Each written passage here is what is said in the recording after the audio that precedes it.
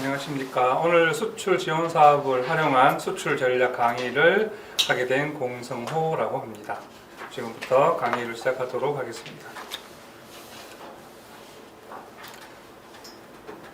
제 소개를 잠깐 드리면 저는 한국경영기술지도사회라고 그 지도사분들 그 국가 자격증을 관리하고 그다음에 국가고시 시험을 치고 그분들 컨설팅 관련된 업무들을 관리해주는 국가 협회고요.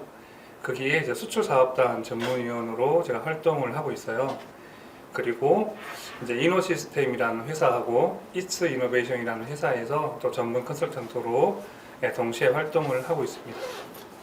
자격으로는 제가 국제 공인 경영 컨설턴트라고 해서 영국에서 만들어진 자격증이고요. 글로벌 마케팅 관련되는 자격증을 가지고 있고, 남양주시 기업사랑방 자문위원으로 컨설팅을 남양주시에 있는 기업들한테 컨설팅을 저희가 해드리고 있어요. 그래서 그거를 하고 있고, 그다음에 오늘 제가 설명을 좀 주로 드릴 수출 바우처 지원 사업이라고 하는 국가 지원 사업에 대해서 제가 한 30여 건 정도 진행을 했는데, 진행 건수로는 저보다 많이 하신 분들은 많이 없더라고요. 그래서 좀 여러분들께, 그러니까 대표님들께 좀 도움이 많이 될 수 있도록 제가 알고 있는 것들 또 안내를 해드리도록 하겠습니다.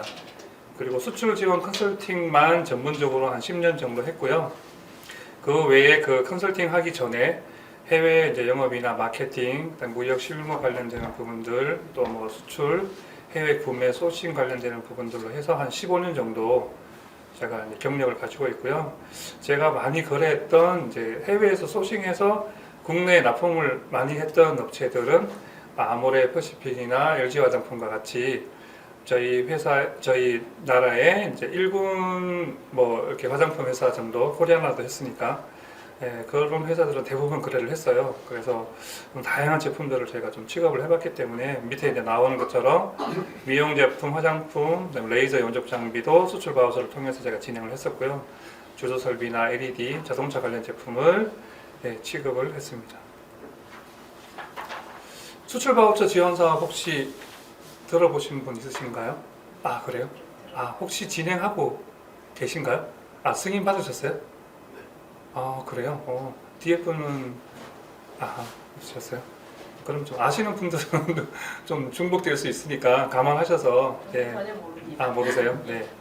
수출 바우처 지원 사업이라고 하는 거는 예전에 R&D, 지금도 R&D는 현금 형태로 지원이 되지만 현금 형태로 지원을 하다 보니까 이 돈들을 좀 이렇게 유용하는 사례들도 좀 있을 수가 있고 또 잘못 사용하는 경우도 있을 수가 있어서 그것들을 바우처라고 하는 흔히 말하는 상품권 형태라고 보시면 돼요. 상품권 형태로 이 기업들한테 지원을 해주는데 그 상품권을 쓸 수 있는 그 곳이 수행기관이라고 해서 딱 정해져 있습니다. 그래서 그렇게 편하게 생각하시면 되고요. 추진 배경이나 이런 것들은 보시면 되고 밑에 세 번째 화살표에 보면 기업에 바우처를 부여하고 그다음에 그 바우처를 받은 기업은 메뉴판이라고, 저희가 식당 같은 데 가면 메뉴판이 있잖아요. 커피숍 가도 메뉴판이 있고 거기에 내가 원하는 제품을 선택하듯이 수출 바우처도 마찬가지로 메뉴판에서 메뉴를 선택을 해서 필요한 서비스들을 구매를 하는 형태로 진행을 하는 사업이고요. 기업들은 현금을 지불하지 않고 바우처라고 하는 상품권을 기업들한테 지급을 하면 기업들은 그 바우처를 받고 바로 현금을 받은 것처럼 바로 서비스를 제공을 시작하는 게 수출 바우처 사업의 형태라고 보시면 돼요. 여기 보시면 통합형 바우처라고 해서 예전에는 이 바우처가 생기기 전에 차이나 하이웨이라든가 중국 인증 집중 지원 사업이라든가 이런 식으로 개별적으로 이렇게 지원을 하는 프로그램들이 좀 있었어요. 많이 그런 사업들을 이렇게 통합을 해가지고 하나의 그냥 카테고리를 하나 만들어 보자. 그래가지고 이걸 가지고 아까 방금 말씀드린 것처럼 인증을 진행할 때 사용을 해도 되고 전시회를 갈 때 사용을 해도 되고 이런 식으로 좀 자유롭게 사용을 할 수 있도록 한번 해보자라고 해서 산자부하고 중기부에서 주관 기관이잖아요. 그 기관에서 만든 게 지금의 수출 바우처라고 보시면 되고요. 형태는 이제 3자 진행 형태예요. 그러니까 제일 위에 1번 보시면 이제 바우처를 국가가 부여하는데 일정한 신청 절차에 따라서 이것들을 이제 평가를 해가지고 기업을 선정하게 되는 거고, 두 번째 이제 기업은 수출 지원 서비스를 받으시는 혜택을 보는 기업들이고요. 선정 기업이 이제 되면 수행 기관을 통해 가지고 자유롭게 서비스를 활용할 수가 있고, 세 번째 기업 국가에서 이제 선택을 한 기업들한테 수출 지원 서비스를 제공하는 그런 기관을 수행 기관이라고 합니다. 처음에 제가 초두에 말씀드렸던 한국경영기술지도사회도 수출 바우처 수행 기관 중에 한 군데예요. 그래서 제가 거기 소속돼 있어서 진행을 많이 하기도 했습니다. 예전에는 한 10개 정도 메뉴판이었다가 12개로 바뀌었다가 최근에 13개 대분류까지 이제 메뉴판이 확장이 됐고요. 5천여 개의 서비스라고 이제 그 정부에서는 말하고 있어요. 말하고 있는데 저도 6천여 개의 서비스를 다 알지는 못하고 뭐 찾기도 좀 사실 힘들어요. 그래서 조금 이따 보여드릴 이제 대분류 13개 정도를 딱 보시면 대충 감은 오실 거예요. 그 중에서 저희가 해당하는 부분들이 대부분 이제 포함이 되기 때문에 밑에 이제 서비스 메뉴판에 이제 등록된 서비스를 어떤 식으로 이제 수행 혜택을 보고 진행을 하는지에 대한 부분들을 좀 이렇게 요약을 해가지고 이제 좀 그림으로 제가 표현을 했고요. 잠깐만 요약을 하면 처음에 이제 기업들이 이제 니즈가 있을 거 아니에요. 본인들의 니즈, 뭐 나는 어떤 서비스가 필요하다, 뭐 인증이 필요하다, 또 물류가 필요하다, 또는 바이어가 필요하다, 이런 니즈를 발굴을 하면 절차 관련되는 부분들은 이제 숙지를 하시고 신청 진행을 하시고 서류 평가와 현장 평가로 나눠지는데, 수출 바우처는 크게 산자부에서 진행하는 게 있고 중기부에서 진행하는 게 있어요. 그러니까 산자부에서 진행하는 거는 코트라에서 운영을 하고 중기부에서 진행하는 거는 중진공에서 운영을 해요. 근데 저는 이제 조금 이따 잠깐 보여드리겠지만 코트라에서 진행하는 산자부의 수출 바우처는 좀 소상공인들이 하기에는 조금 애매한 것들이 많아서 그 중에 한 2-3개 정도는 진행할 수 있는데, 대부분은 조금 좀 규모가 있고 좀 수출이 좀 있는 기업들이 많이 하는 경우들이 좀 많아서 저는 좀 중기부의 수출 바우처를 진행한 경험이 좀 오히려 산자부 거보다는 많이 있습니다. 산자부 거도 물론 진행을 했고요. 그래서 중기부에서 진행하는 이제 수출 바우처들이 대부분 평가의 밑에 두 번째 항목에 보면 현장 평가라고 있잖아요. 그 현장 평가에 대한 부분들이 중기부에서 진행하는 그 수출 바우처는 대부분 필수적으로 진행을 하고요. 산자부에서 진행하는 코트라에서 운영하는 수출 바우처는 현장 평가가 생략되는 부분들이 좀 있어요. 대부분 서류로만 평가를 하는 경우들이 있어서 그런 부분들은 참고를 하시고요. 그 다음에 이제 승인이 되면 이제 정부하고 전자협약 형태로 협약을 맺고, 그 다음에 수행 계약은 수행 기관하고 또 전자 계약을 합니다. 그래가지고 이제 수행과 완료를 진행하는 이런 형태로 보시면 됩니다. 자, 방금 이제 말씀드린 대로 이제 처음에 나오는 이 수출 바우처 세부 지원 사업이 이제 산자부에서 진행하는 코트라 운영기관에서 진행하는 지원 사업이고요. 여기 보시면 이제 뭐 중견 글로벌 지원 사업, 소부장 선도기업 육성, 소비재 선도기업 육성, 서비스 선도기업 육성, 이렇게 크게 4가지로 볼 수 있는데, 대부분 보시면 중견기업 첫 번째 거 일단 저희가 해당이 안 되는 경우가 많고, 소부장 중에서도 이제 내수하고 수출 초보만 저희가 조금 해당이 되고요. 뭐 소규모 이제 소상공인 중에서도 10만 불 이상 뭐 소부장 기업일 경우에는 당연히 해당은 됩니다. 그리고 이제 밑에 디지털 같은 경우에는 조금 더 수출 쪽에 좀 또 경력이 많은 기업들 해당이 되시고요. 그 다음에 소비자 상대 기업도 마찬가지로 준비와 관련되는 사업에 대해서는 내수 또는 수출 초보 소비자 기업이 해당이 되고, 확대에는 매출 100억 원이니까 저희는 해당이 안 되겠죠. 안 되는 확률이 많겠죠. 그리고 서비스 선도기업은 좀 더 큽니다. 매출이 1조를 기준으로 나누기 때문에 저희가 좀 진행하기에는 안 맞는 사업들이 좀 있습니다. 그래서 그렇지만 저희가 해당되는 사업들이 있을 경우에는 진행하시면 돼요. 예를 들면 제가 예전에 중기부에서 진행하는 그 사업들 중에서 그 매출액이 수출액이 500만 불이 넘으면 진행을 못하는 경우들이 있어요. 그래서 이 산자부에서 진행하는 이런 그 서비스 같은 경우에는 신청 사업 같은 경우에는 그런 경우가 좀 해당이 안 되는 사업들이 좀 있어서 그렇게 거꾸로 저희가 조금 이제 좀 방향을 좀 틀어서 산자부로 진행했던 경우가 있으니까 해당되는 기업들은 딱 그 해당되는 자기 회사가 해당되는 사업에 대해서 신청을 하시면 됩니다. 지금 보여드린 이제 그 수출 바우처가 중기부에서 진행하는 이제 수출 바우처고요. 성장 바우처와 혁신 바우처로 또 나눠져 있어요. 이제 예전에는 사실은 뭐 제 생각에는 처음에 바우처가 생겼을 때는 굉장히 좀 통합적으로 많이 메뉴들이 구성이 되고 그 다음에 이제 기업들 나누는 것도 좀 많이 통합되어 있었는데 점점 시간이 지날수록 많이 나눠져 있습니다. 지금 좀 전에 보여드린 것도 세부 지원 대상에 보시면 굉장히 많이 나눠져 있잖아요. 뭐 프리, 포스트 쭉 나눠져 있잖아요.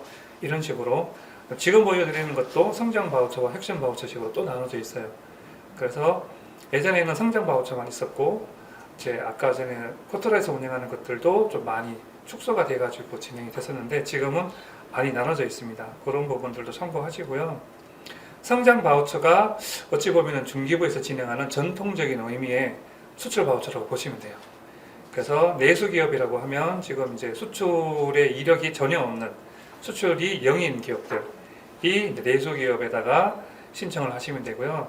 신청하는 이제 그 기업들, 뽑는 기업들이 570개로 전체 통틀어서 수출 바우처 사업에 통틀어서 가장 많습니다. 그리고 지원 규모는 154억 원 정도 되고요. 수출 초보 기업도 만만치 않게 좀 뽑는 기업들이 많아서 제가 이제 생각을 해볼 때 이제 중기부에서 진행하는 거니까 중소기업들한테 좀 혜택을 그래도 많이 드리기 위해서 좀 뽑는 기업 수를 좀 많이 하지 않았나. 내수기업과 초보기업 쪽에 좀 기업 재수를 좀 많이 할당을 했고요. 그 다음에 수출 유망 기업 293개로 그 다음으로 많습니다. 그래서 이렇게 진행이 되고요. 그다음에 지원 대상을 보시면 이제 이렇게 수출을 기준으로 해가지고 나눠지는데 내수기업은 방금 말씀드린 대로 수출이 하나도 없는 직접 수출이 하나도 없는 기업, 간접 수출은 이 카운팅에 해당이 되지 않고요.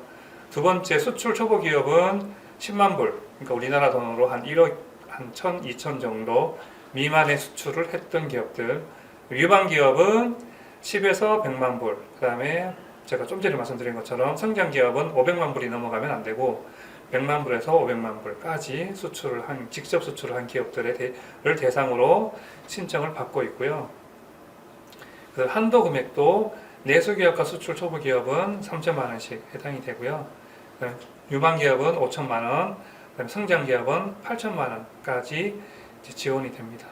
그 밑에 보시면 혁신 바우처라고 해서 스타트업 수출 바우처라고 있는데 이것도 어찌 보면 성장 바우처하고 비슷한 개념으로 보시면 되고요. 단지 창업 7년 미만인 기업들이 좀 이렇게 좀 7년 미만인 기업들에 해당하는 수출 바우처를 좀 활용할 수 있도록 좀 특화시켜 놨다라고 보시면 되는데 저는 뭐 스타트업 수출 바우처 쪽에 신청을 하셔도 되고 7년 미만이라 하더라도 성장 바우처 쪽에 해당되시면 신청을 하시면 되거든요. 이거는 자유롭게 선택을 하시면 되고 밑에 보시면 요거는 이제 좀 그 수출 바우처라기보다는 사실은 혁신 바우처라고 해서 별도로 생각하시는 게 사실은 좀 더 좋아요. 왜냐하면 혁신 바우처 쪽에는 뭐 글로벌 강소기업이나 브랜드 K기업이나 뭐 스마트 제조혁신이나 이런 식으로 이제 특정한 기업들이 해당되는 기업들만 좀 할 수 있는 좀 경우고 그리고 또 제조혁신 바우처라고 해서 또 별도의 바우처 사업도 있는데 그런 거하고도 조금 이제 개념적으로 조금 좀 유사하다 보니까 전통적인 의미의 수출 바우처는 아니지만 지금은 수출 바우처와 관련된 해외 시장의 서비스를 지원하는 형태로 같이 묶어놔서 포함을 시켜 놓은 것 같아요. 그래서 전통적으로는 스타트업까지만 이제 생각하시면 좀 편하실 것 같습니다.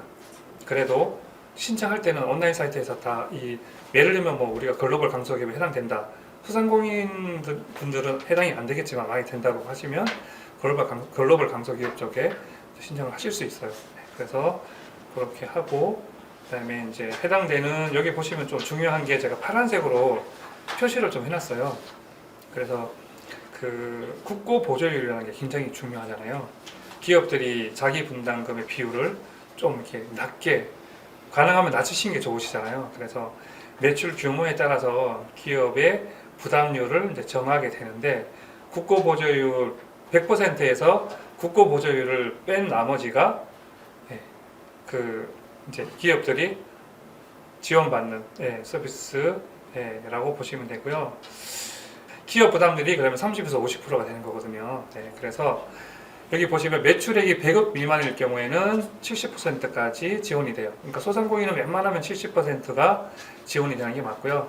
100억에서 300억 정도는 60%, 300억 이상은 50%. 이렇게 해가지고 이제 300억이 넘는 기업들도 종종 있기 때문에 그럴 경우에는 기업이 50%나 부담하고, 저희 같은 소상공인 같은 경우에는 30%의 자기 분담금이라고 있거든요. 그 분담금을 부담하시면 된다. 참고로 왜 대부분의 이제 지원 사업들 같은 경우에는 정부 지원율이 있고 자기 분담률이 있어요. 모든 지원 사업들 대부분 그렇습니다. 그래서 그 자기 분담률을 말씀드리는 거고요. 그 다음에 수출 바우처 지원 대상에서 참고로 이제 혁신 바우처와 관련되는 부분들은 제가 방금 말씀드린 것처럼 전통적인 의미의 수출 바우처는 아니기 때문에 좀 개념이 생소할 수가 있어서 제가 별도로 다시 스크랩을 해가지고 이제 이 자료에 붙여 넣었고요. 내용 보시면 조금 전에 말씀드린 대로 각 분야에 해당되는 기업들에 대해서만 신청을 할 수 있다. 참고로 알고 계시면 될 것 같습니다. 제가 이건 똑같은 동일한 페이지가 중복이 됐습니다. 그 다음에 수출 바우처 지원 사업 진행 절차를 잠깐 말씀드리도록 하겠습니다. 진행 절차는 이제 1단계에서 5단계까지 이렇게 나누어지고요. 1단계는 이제 사업 신청, 그 다음에 선정, 2단계는 납부 및 발급. 그러니까 1단계에 저희가 사업 신청을 해서 저희가 수출 바우처 지원 사업에 이제 선정이 되면 2단계에서 기업 분담금을 납부를 하고 전자해박을 한 다음에 이제 바우처가 아까 제가 드린 예를 들면 내수기업이다. 다시 올라가면 예를 들면 이제 성장 바우처에서 내수기업에 선정됐다. 그러면 기업별 한도가 3천만 원이잖아요. 그럼 3천만 원에 대해서 지원을 받고 그 다음에 기업이 부담하는 부담 금액이 한 1,280만 원 정도 돼요. 그럼 합치면 4,280 정도 되거든요. 그럼 4,280만 원이라고 하는 이 비용이 전자해박 금액이에요. 그러면 우리는 3천만 원을 지원받는 대신에 이제 1,285만 원을 85만 원 정도를 납부를 하고 4,285만 원이라고 하는 바우처 발급을 2단계에서 발급을 하게 되면 그 사이트에서 저희 금액이 이제 항상 떠 있습니다. 사용을 하기 전에는. 그러면 조금 이따가 보여드릴 메뉴판에서 서비스를 선택하시고 4단계에서 선택한 이제 서비스를 이제 수행 기간을 통해서 진행을 하십니다. 그리고 나서 5단계는 이제 저희가 저희 기업들이 진행하는 게 아니고 수행 기관들이 본인들이 수행한 내용들을 정리를 해서 운영 기관에다가 중진공이 되겠죠. 중기부는 산자부 거는 코트라가 될 테고 운영 기관 쪽에다가 이제 서류를 제출을 하면 서류를 검토해서 현금 형태로 수행 기관에다가 정부에서 정산을 하는 형태. 이게 5단계가 되면 이제 절차가 마무리됩니다. 방금 말씀을 제가 드린 대로 좀 복잡하긴 한데 관리기관이라는 게 이제 아까 말씀드린 주관하는 기관이고요. 산자부와 그 다음에 중기부가 있고 운영기관이 산자부는 코트라, 중기부는 중진공, 그 다음에 이제 참여기업들이 선정이 되면 참여기업 A, 참여기업 B와 같이 이렇게 되고 참여기업 A와 B는 제일 오른쪽에 있는 수행기업들이 참여기업들한테 서비스를 제공하고 참여기업은 바우처를 발급하는 형태로 진행이 됩니다. 그리고 제일 밑에 보면 수행기업이 바우처 정산을 위해서 운영기관과 소통을 하면서 서류 제출하고 진행하는 형태로 흐름도가 이렇게 진행된다라고 보시면 됩니다. 그 다음에 수출 바우처 메뉴판에 보시면 여기는 이제 국제 운송이라고 해서 이제 100가지 정도의 세부 서비스가 있는데요. 여기 브랜드 개발 관리 103개 이런 것들은 이제 세부 서비스를 말씀을 이제 하시는 것 같아요. 그래서 이런 부분들은 저희가 이제 좀 러프하게 수행기관을 찾아서 문의를 하면 수행기관에서 알아서 이제 좀 조율을 해가지고 진행을 하니까 저희가 뭐 예를 들면 디자인 개발에 뭐 1979개 정도를 다 할 필요는 없어요. 네, 그래서 보시면 될 것 같습니다. 그래서 이제 좀 자세하게 이거는 좀 중요하니까 이제 좀 살펴볼 필요가 있어요. 제가 많이 진행한 수출 바우처의 서비스가 제일 위에 있는 조사 일반 컨설팅이라고 합니다. 저는 전시회를 진행하는 사람도 아니고 또 디자인 업체도 아니다 보니까 오른쪽에 나와 있는 파트너, 바이어, 원부자재 공급선에 대한 발굴 조사 부분은 제가 직접 좀 할 수가 있고 또 해외 시장 조사나 소비자 리서치 또는 경쟁 제품 동향 조사나 해외 기업 신용 및 기업 실태 조사와 관련되는 유사 서비스라고 되어 있잖아요. 그래서 좀 비슷하게만 하면 사실 웬만하면 된다고 보시면 되고요. 그 다음에 업체분들이 가장 많이 사실은 찾는 게 바이어, 파트너, 그 다음에 원부자재 공급선 발굴이에요. 이런 부분들은 실제로는 뭐 전시회를 통해서도 좀 이렇게 얻을 수가 있겠지만, 예, 혜택을 사실은 저희가 직접 이제 컨택을 해가지고 진행을 해드리는 경우들도 상당히 많았고, 실제로 도움을 많이 드렸기 때문에 이런 부분들은 이제 1번 항목에서도 진행을 하셔도 돼요. 그러니까 전시회를 참여하셔가지고 혜택을 보신 기업들도 상당히 많고, 또 반대로 특별하게 혜택을 좀 많이 못 본 기업들도 좀 많기 때문에 그거는 이제 업체의 뭐 아이템이나 업체의 상황에 따라서 이렇게 좀 선별하셔가지고 진행을 하시면 되고요.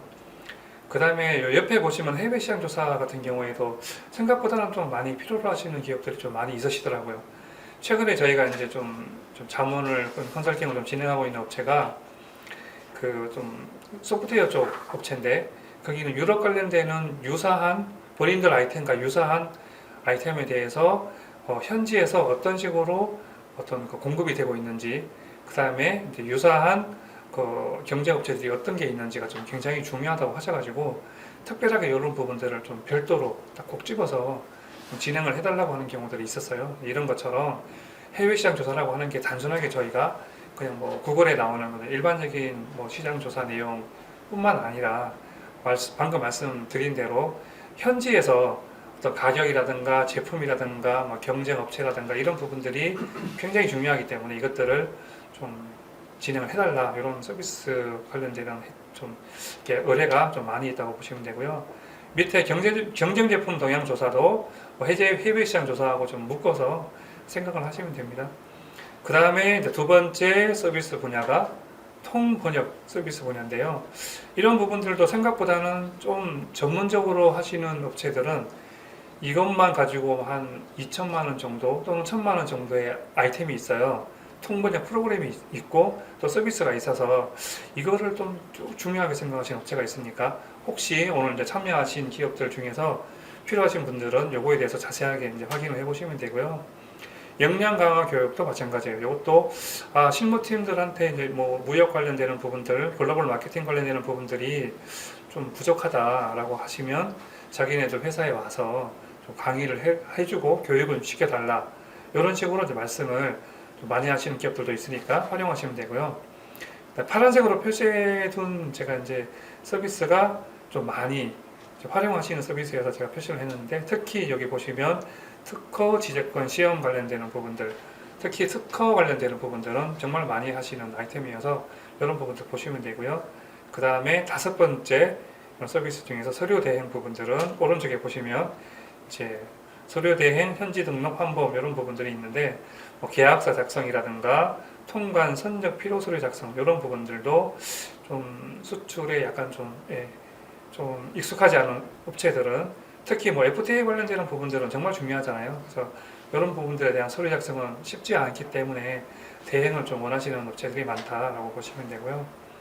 그 다음에 홍보 광고 관련되는 부분들도 제가 파란색으로 표시는 안 해놨지만 조금 이제 관심이 있어서 하시는 부분인데, 중간에 보시면 이제 SNS 검색 엔진 마케팅 이런 부분들 좀 구글 뭐 마케팅이나 이런 부분들 좀 활용하시는 부분들도 있고요.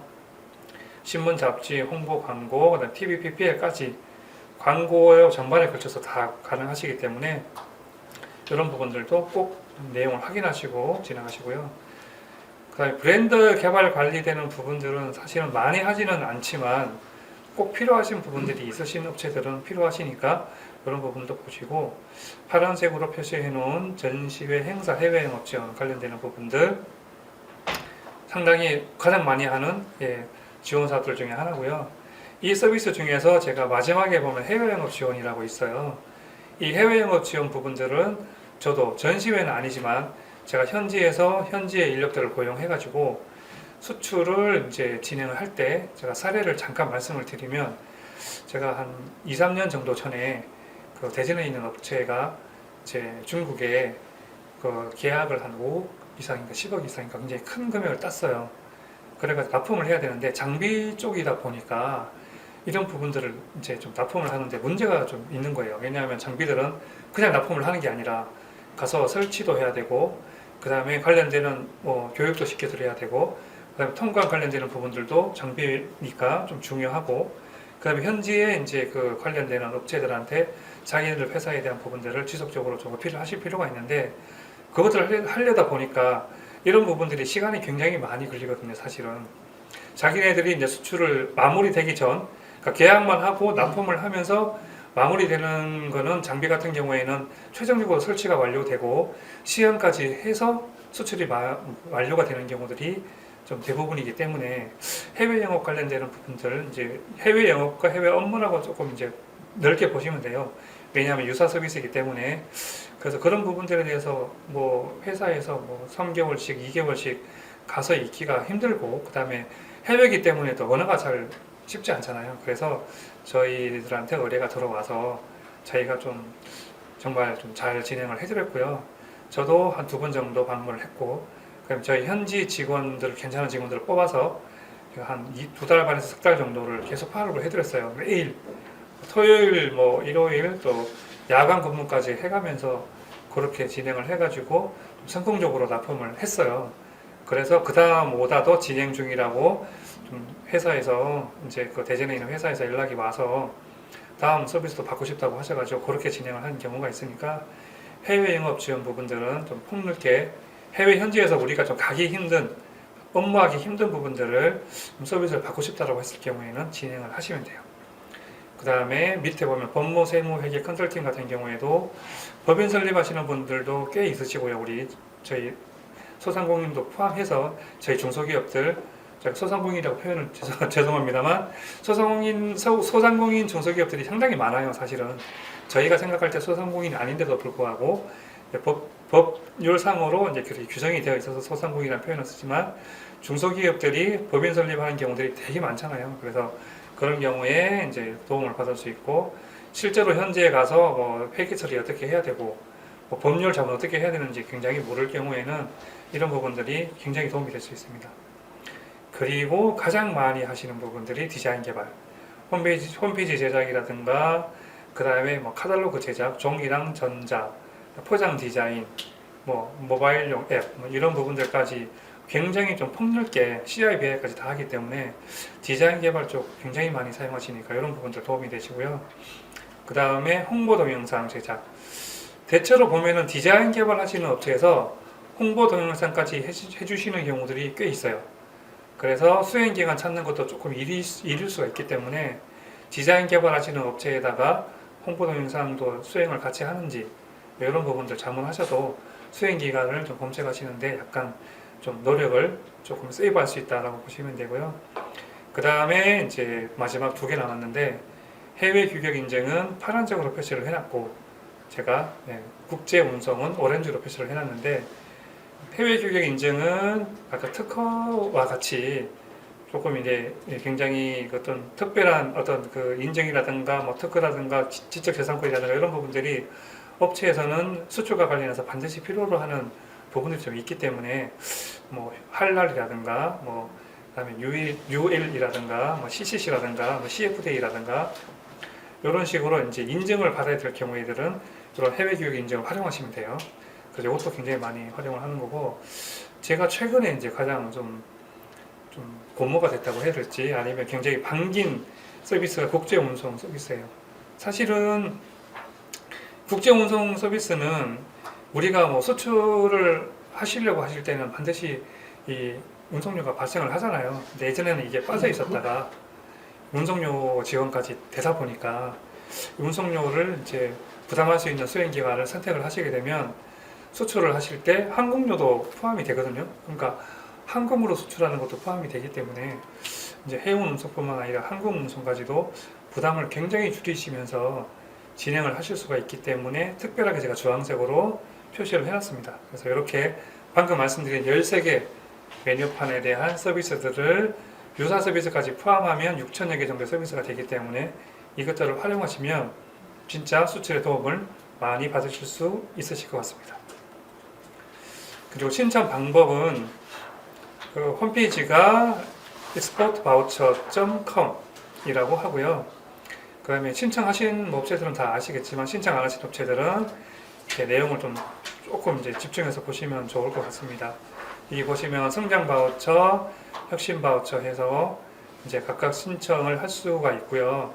그 대신 한 개만 선정이 돼요. 만약에 두 가지 다 선정이 됐다 그러면 한 개만 선택하셔야 돼요. 그래서 한 개만 선정이 가능하시고, 그 다음에 홈페이지용 공인인증서가 굉장히 중요해요. 사실은 업체분들 바쁘시다 보면 이렇게 인증서 준비가 좀 안 돼가지고 신청을 막 미루시다가 신청을 못하는 경우들이 있는데 딱 두 가지만 사용할 수가 있어요.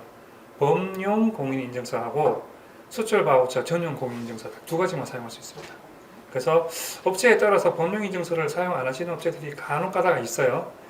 뭐 은행용 인증서라든가 뭐 용도 제한용 인증서, 뭐 다른 뭐 코트라 쪽 이용하는 거 뭐 그런 것들이 있는데 그런 것들은 안 됩니다. 그래서 법용 인증서와 그 다음에 수출 바우처 전용이라고 해가지고 딱 수출 바우처로만 사용할 수 있는 인증서가 있어요.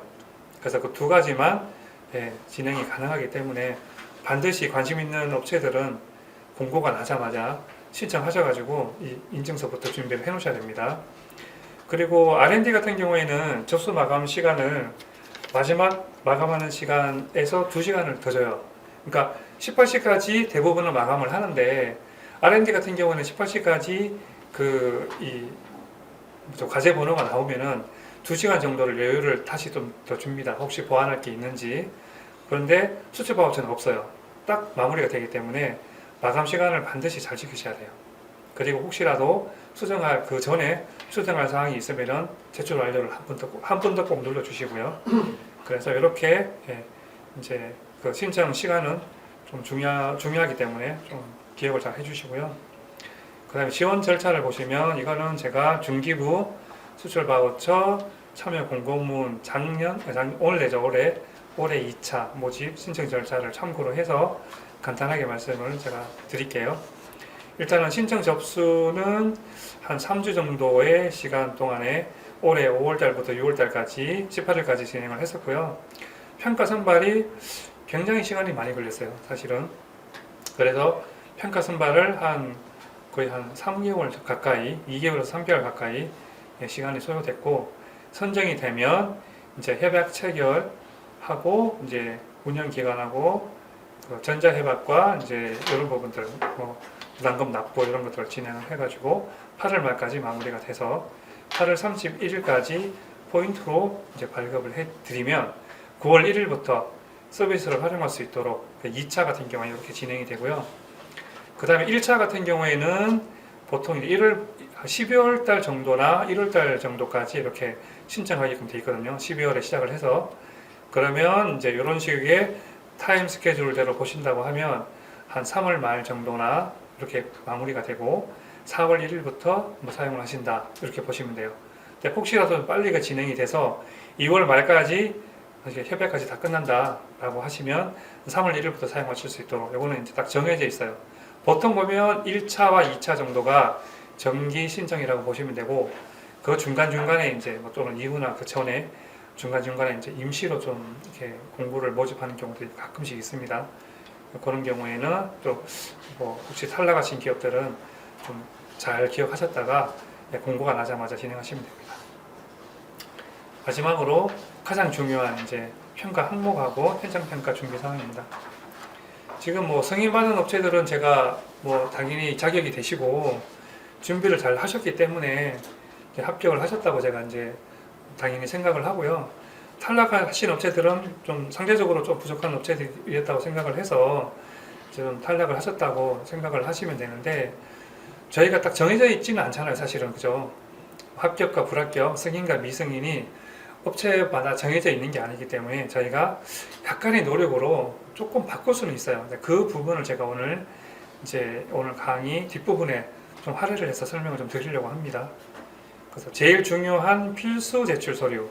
필수 제출 서류는 온라인 신청 때 대부분 다 필요로 하는 서류예요. 그래서 온라인 신청 때 이제 참가 신청서 온라인으로 작성을 보통 하시고요. 그 다음에 신용정보 관련되는 동의서, 이거는 온라인으로 진행이 되고, 수출 마케팅 사업 계획서라고 하는 게 온라인으로도 입력이 일부 되지만 한글 파일로 보통은 작성을 해가지고 업로드하게 되어 있습니다. 이게 조금 중요해요. 그래서 여기에 본인들이 이제 회사에서 어떤 식의 아이템이 이제 있고, 그 다음에 어떤 시장이 목표 시장이고, 그 다음에 어떤 아이템을 가지고 어떤 식으로 내가 좀 서비스를 활용을 해가지고 수출을 하고 싶다라고 하는 내용들이 좀 들어가 있고요. 그리고 정말 중요한, 저희가 지원금을 받으면 어떤 식으로 사용을 할 건지에 대한 계획도 들어가게 돼 있어요. 그래서 수출 마케팅 사업 계획서가 좀 중요합니다. 그 다음에 나머지 서류들은 전부 이제 발급을 받으시는 서류이기 때문에, 재무제표 증명원 같은 경우에도 20년까지인데 약간 이제 이 날짜는 잘못됐네요. 그래서 17에서 이게 왜 그런가 하면 이제 아마 5월달 전에 이제 공고가 나는 기업들이 개인 사업자 같은 경우에는 재무제표가 없는 경우들이 있기 때문에 이렇게 표현을 아마 하셨을 거예요. 그래서 어쨌든 최근 3년치를 등록하시면 됩니다. 그래서 재무제표 증명원, 그다음 국세 및 지방세 완납 증명서, 혹시라도 어떤 사정 때문에 지방세나 국세를 좀 납부를 완료 못하는 경우들이 있을 수 있잖아요. 그런 경우에는 사전에 분할 납부 신청을, 제가 체납이 걸리시기 전에 분할 납부 신청을 국세청이나 지방청 쪽에다가 지자체 쪽에다가 하시면 이런 완납 증명서, 납세 증명서를 발급을 받을 수가 있어요. 그러니까 체납되기 전에 그런 부분들을, 분할 납부에 대한 부분들을 진행을 하시면 되기 때문에 혹시라도 그런 좀 상황이, 할 수 없이 그런 상황이 발생하는 기업들은 미리 이런 부분들은 좀 준비를 해 놓으시고요. 사대보험 가입자 명부도 발급 받으시면 되고, 그 다음에 18에서 20년 수출 실적 증명서가 좀 중요한데, 우리는 수출 실적이 없는데 안 떼도 되겠지 라고 생각을 하시면 좀 곤란해요. 그러면 필수 제출 서류가 아니기 때문에 이런 부분들은 제가 이렇게 강의를 하고 안내를 해 드려도 신청을 실제로 한 상태에서 항상 문의가 많이 온 질문사항입니다. 그래서 반드시 수출이 0이어도 0이라고 하는 수출 실적 증명서가 있어요. 무역협회에 가면 0이라고 하면 0입니다라고 하는 수출 실적 증명서가 있어서 그거를 첨부해야지만 아까 말씀드린 내수 기업이 수출 실적이 0이잖아요. 그러니까 자격이 생기는 거죠. 근데 만약에 수출이 우리가 나도 모르게 100원이라도 생겼다. 그러면 내수 기업에 신청하는 자격이 안 생기잖아요. 그걸 확인하기 위해서 수출 실적 증명서에 대한 부분들을 확인을 하는 거니까 0이어도 반드시 0에 대한 부분들을 준비를 하시면 되고요. 그 다음에 밑에 이제 해당 시 관련되는 부분들은 이제 필수 서류는 아니지만 개별 세부 신청 사업 중에서 간접 수출 실적 증명서를 낼 수 있는 사업들이 있어요. 그 위에 용역 및 전자적 부채무 수출 증명서를 내라고 하는 사업들이 있기 때문에 이런 부분들은 그때 이제 필요로 하시는 업체들은 추가로 준비하셔가지고 진행을 하시면 되고요. 지금 방금 제가 드린 게 필수 제출 서류라고 말씀드렸잖아요.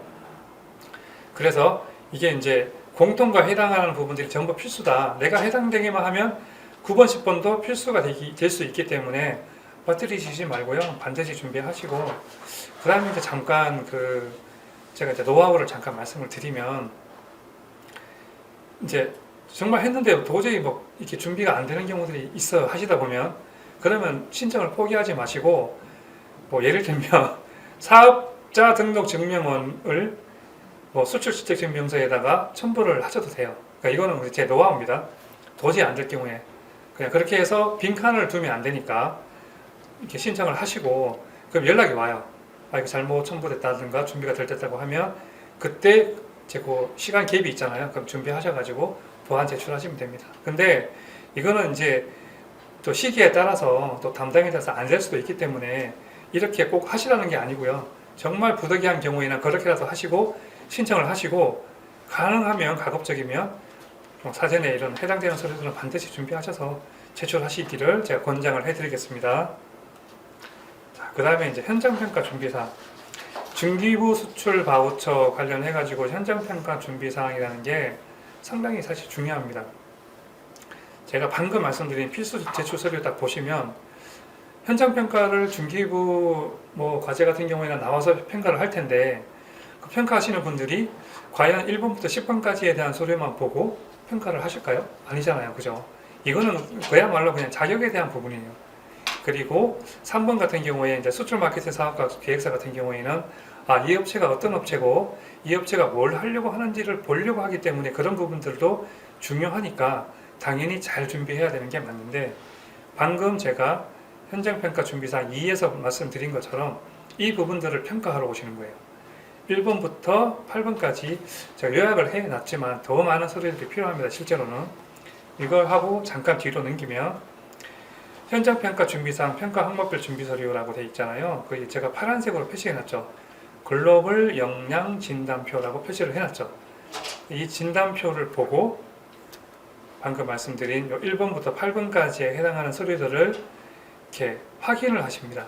네, 실제로 확인을 하시고 그 다음에 여기 이제 지금 보여드리는 이 화면에 보시면 글로벌 역량 진단표에서 좀 전에 보여드린 평가 지표 항목하고 지금 보여드리는 평가 지표 항목과 뭐를 준비해야 되는지가 나와 있고요.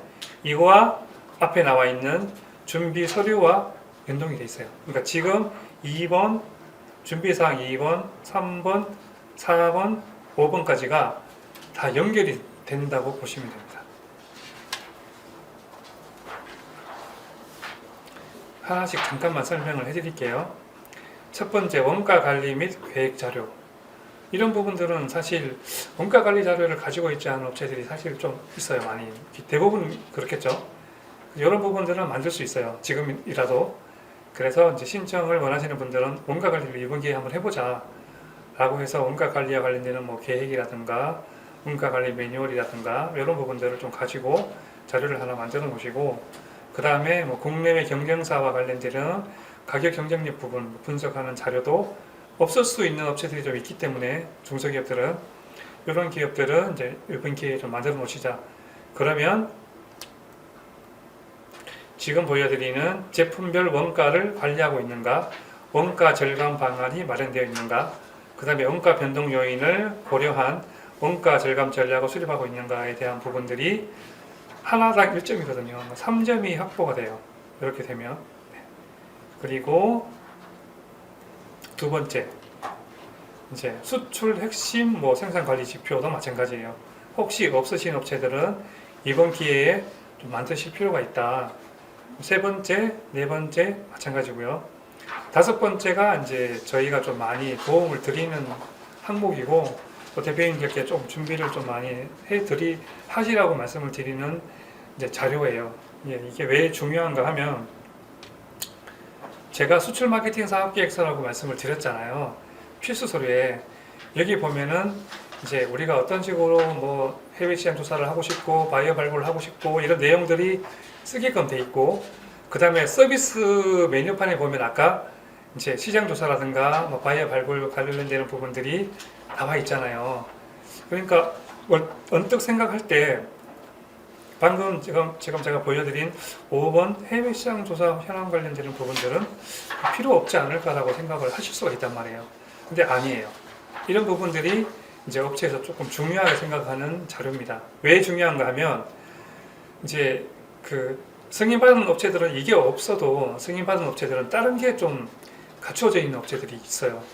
예를 들면 인력이 좀 뭐 준비가 되어 있다든가 뭐 수출에 대한 뭐 어떤 능력이 좀 있다든가 이런 것들이 있는데 그렇지 않은 업체들은 요거라도 해야 되는 거예요. 이게 뭔가 하면 우리가 수출에 대한 역량이 좀 부족하다 보니까 사전에 내가 좀 자료를 좀 준비를 했습니다. 뭐 목표 시장을 예를 들면 뭐 중국으로 잡고 있는데 중국에 저희의 제품과 관련되는 시장 조사라든가 경쟁 제품이라든가 또는 경쟁 업체라든가 이런 부분들을 조사를 해서 저희가 자료로 보고서 형태로 가지고 있습니다. 혹시라도 이제 뭐 외부 전문가를 활용하셔도 되고요. 이런 부분들은 그래서 준비를 했습니다라고 하는 부분들이 좀 중요하게 어필이 돼요. 아, 이 업체는 좀 이 수출에 대한 니즈가 좀 있고 좀 실제로 노력을 많이 했구나라고 판단이 될 수 있는 근거가 되거든요. 6번도 마찬가지예요. 6번도 수출 목표, 그 다음에 부서별로 우리는 어떤 목표를 가지고 있고 마케팅 예산은 어떻게 돼 있고 그 다음에 우리가 어떤 식으로 전략을 좀 진입 전략을 세울 것인가에 대한 부분들을 이제 중소기업에서 자체적으로 준비를 하셔도 되고요.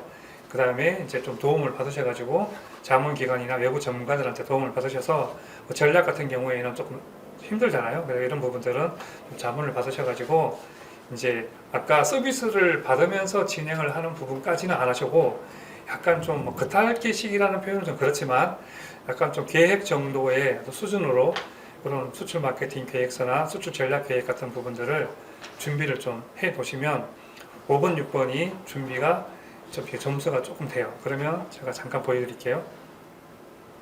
여기 보시면 이제 시장조사 활동, 그 다음에 시장조사 활용, 그 다음에 수출 전략 체계, 실행 가능성 부분이 한 20점이잖아요. 이게 오른쪽에 점수 보시면 한 17점에서 방금 말씀드린 제가 서류만 준비를 해 놓으시면 한 17점에서 한 20점 정도는 받으실 수 있다라고 제가 말씀을 드립니다.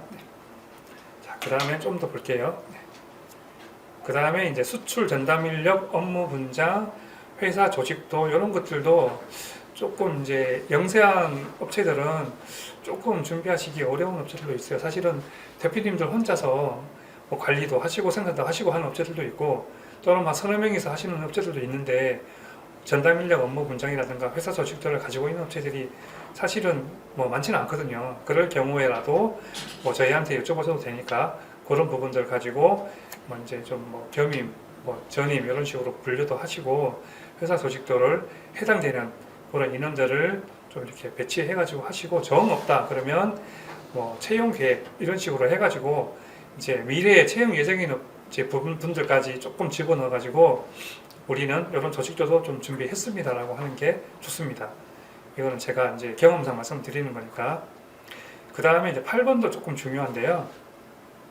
바이어 관리나 고객 유치 활동 현황이라고 하면 이게 뭐 좀 약간 굉장히 좀 이게 러프하잖아요. 네, 그래서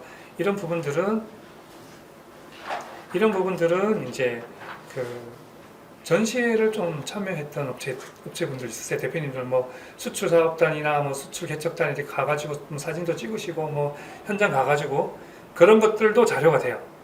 그 다음에 혹시라도 제가 온라인상으로 막 이렇게 뭐 조금 조사해보고 뭐 전시회도 좀 이렇게 훑어보고 바이어 관련돼서 좀 조사해보고 이런 것들도 이제 보고서 형태로는 아니지만 캡처하셔도 되고 이런 부분들도 다 해당이 됩니다. 그래서 뭐 해당되는 뭐 어떤 그 기관들을 통해 가지고 뭐 상담 받았던 내용들이라든가 또는 뭐 혹시라도 뭐 코트라 쪽에서 연결을 해 가지고 뭐 국내에 들어와서 상담을 한번 했던 부분들도 있고 이런 게 좀 생각보다 많으시더라고요. 업체 대표님들 보시니까. 그래서 그 대표님들이 하셨던 활동에 대해서 사진 자료 같은 것도 괜찮으니까 전부 다 모으셔가지고 이게 이제 어떤 뭐 PPT 형태로 담으셔도 되고 아니면 그냥 파일 형태로 가지고 계셔도 돼요. 그래가지고 그 이제 현장 평가 오셨던 그 분들이 이제 좀 자료를 요청하실 때 이제 딱 보여드리면 됩니다.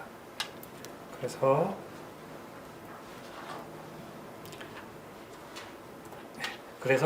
이제 그렇게 준비하시면 되고요. 그 다음에 이제 마지막으로 하나만 더 노하우를 말씀드리면 이제 다 그런 건 아니에요. 다 그런 건 아닌데 지금 방금 말씀드린 이런 자료들을 준비하라고 그 지사 쪽에서 이제 예를 들면 중기부면 중기부 중진공의 뭐 서울 북부 뭐 지점 지사 이렇게 해서 나오거든요. 거기에 나오는 이제 평가위원들이 이런 그 안내 자료들을 친절하게 보내드리는 경우가 있고 보내드리지 않는 경우가 있는데 이제 저희는 보내드리지 않더라도 보내드리는 업체들도 이렇게 평가를 하시고 보내드린 업체들도 이렇게 평가하시고 보내드리지 않는 업체들도 이렇게 평가한단 말이에요. 왜냐하면 평가 항목이 이거기 때문에. 그래서 사전에 이제 이런 부분들을 미리 준비를 다 하셔가지고 이제 책상 위에다가 회의 테이블 위에다가 다 스크랩 이렇게 이제 표시해가지고 쫙 깔아 놓으시면 딱 보시고 자세하게 자료들을 보시는 현장 평가하시는 분이 있고요. 딱 준비된 거 보고 그냥 좀 약간 이렇게 좀 가벼운 이야기만 하시고 가는 분들이 있어요. 두 가지 다 좋은 거기 때문에 우리가 얼마나 노력을 많이 했고 얼마나 준비가 잘 돼 있는가라는 걸 보여드리는 게 중요하거든요. 그래서 저희가 정말 뭐 어떤 뭐 난이도가 정말 높아서 저희가 뭐 온갖 관리 계획을 정말 잘 준비하고 생산 목표를 정말 잘 준비하고 이것들을 다 보려고 하는 게 아니라 업체분들이 얼마나 성의 있게 수출 지원 사업을 받고 싶어 하는지에 대한 진정성을 보시려고 하는 경우들이 좀 있기 때문에 그런 부분들 다 그런 건 아니지만 대부분은 다 그래요. 그래서 조금 이제 관련되는 이야기인데요. 그런 부분들이 하나가 정말 중요하고 두 번째는 좀 겸손하게 현장 평가를 받으시는 게 중요하세요. 예전에 이제 어떤 업체가 여기는 이제 중소기업에 해당하는 업체는 아니고 좀 큰 업체였어요.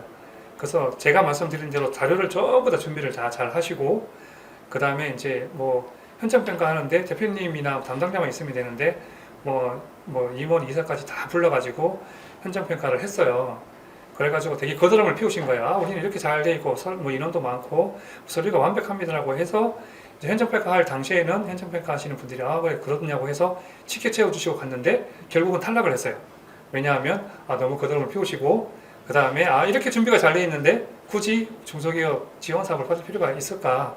그래서 탈락을 했습니다. 그래서 정말 받고 싶으신 기업들은 반드시 진정성 있게 겸손하게 현장 평가를 받으시고 우리가 모을 수 있는 자료들은 최대한 많이 모아서 현장 평가까지 준비를 잘 해서 진행을 하시면 이제 저희가 좀 승인받을 확률이 많이 높아진다라고 제가 마지막으로 말씀을 드리면서 이번 강의는 마치도록 하겠습니다.